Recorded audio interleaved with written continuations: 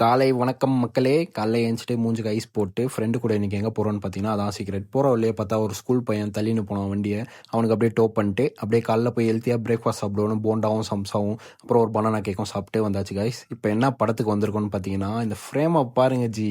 பார்த்தா அவங்களுக்கே தெரியும், நன் அதர் தென் நம்ம தலை அஜித் குமார் தான்.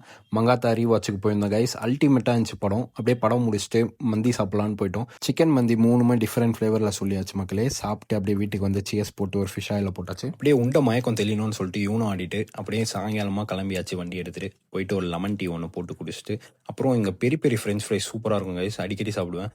சாப்பிட்டுட்டு அப்புறம் வந்து ஐலபான் சாப்பிட்லாம் ஹெல்த்தியான்னு சொல்லிட்டு சாப்பிட்டாச்சு கைஸ். அப்படியே போய் ஹெல்த்தியாக ஐலபான் சாப்பிட்டு அதுவே ஒரு மாதிரி கிசுன்னு ஆகிடுச்சு. சரின்னு பீஃப் பக்கோடா போடுவோன்னு கூடவே போயிட்டு 100 ரூபாய்க்கு பீஃப் பக்கோடாவும் போட்டாச்சு.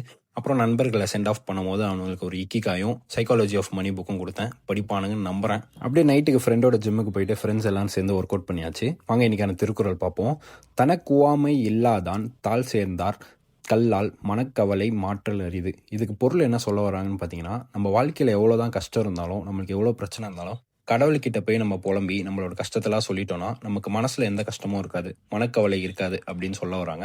உங்களுக்கு என்ன புரிஞ்சுதுன்னு கமெண்ட்ல சொல்லுங்க. அப்புறம் நீங்க எல்லாம் நினைக்கலாம், என்னடா இவன் இவ்வளோ அன்ஹெல்த்தியா சாப்பிட்டு ஜிம் போறானே அப்படின்னு. நம்ம எவ்வளவு சாப்பிட்றோன்னு இது முக்கியம் இல்லை மக்களே, நம்ம அதை எப்படி சரியா பர்ன் பண்றோம்னு தான் முக்கியம். ஜிம் முடிச்சுட்டு அப்படியே வீட்டுக்கு வந்து பார்த்தா அண்ணன் சில்லி சிக்கனை கொட்டி வச்சிருக்கான். அப்படியே சில்லி சிக்கனை கீழே இருக்கிறதையே எடுத்து போட்டு சாப்பிட்டு இன்னைக்கான டே என் பண்ணிக்கிற மக்களே. Stay strong.